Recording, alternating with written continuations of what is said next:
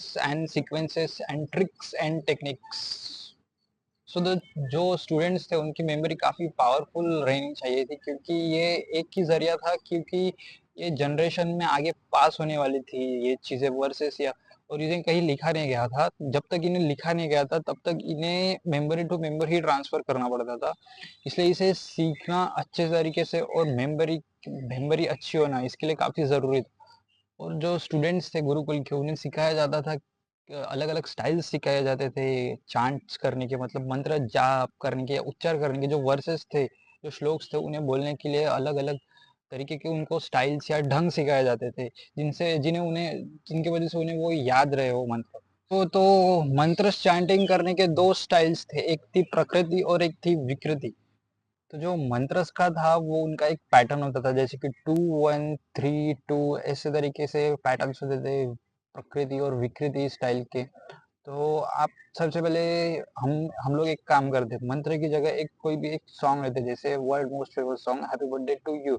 तो मैं आपको बताता हूँ कि मंत्र को कैसे ही वो लोग याद रखते थे। जो मंत्र हैप्पी बर्थडे टू यू, तो ये सीक्वेंस है, तो वो उन्हें जैसे टू सो तो मेथड वन था समिता पटा, जहाँ पे आप जो सॉन्ग है उसको नॉर्मली गाते हैं हैप्पी बर्थडे टू यू।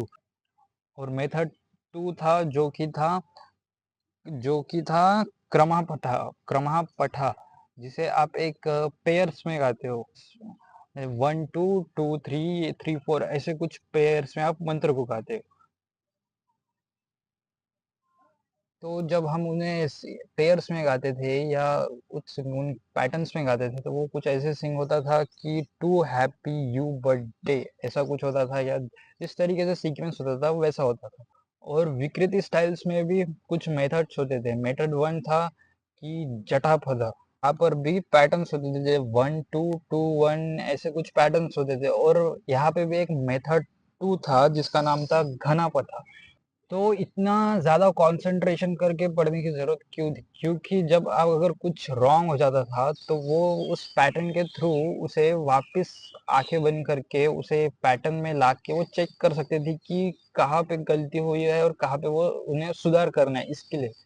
अगर उन मंत्रों को आप अगर सही तरीके से नहीं बोलोगे, तो वो अपने आप आपके माइंड में आपको पता चल जाएगा कि वो गलत बोला गया है। ऑटो पायलट में आपको पता चल जाएगा कि वो गलत बोला है, क्योंकि वो सीक्वेंस में नहीं आ रहा था। फिर आप उसे फिर से चेक कर सकते हो, आँखें बंद करके उस पैटर्न को दोहरा के आप फिर से वो उसे सही तरीके से बोल सकते हो, जो सही पैटर्न में बोल सकते हो जिसमें वो मंत्र बोला गया है। और इससे एक और चीज़ थी और एक फ़ायदा था कि आप अंदर से काफ़ी अवेयर हो जाते हो, ना कि बाहर से, आप अंदर से काफ़ी अवेयर हो जाते हो। आपका माइंड काफ़ी स्टिल हो जाता है, मतलब स्थिर हो जाता है वो मंत्रस की चैंटिंग के वजह से। और एक स्थिर दिमाग को हासिल करना एक सबसे मुश्किल चीज़ होती है, या हार्डेस्ट चीज़ होती है, एक स्टिल माइंड।